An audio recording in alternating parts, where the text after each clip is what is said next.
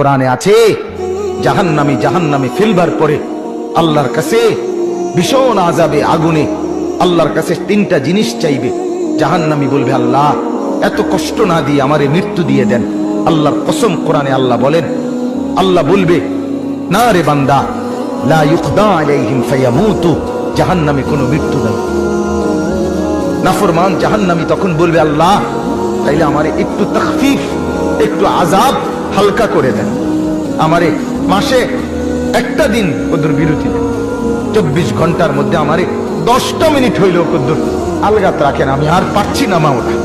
আল্লাহ তাআলা বলেন, ওয়ালা ইউখাফফাফু মিন আযাবিহা, না রে নাফরমান, 1 সেকেন্ডের জন্য জাহান্নামের আযাব কমানো হবে না।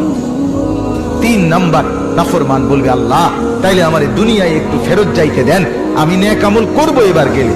আল্লাহ বলেন, যে দূর হায়াত দিলে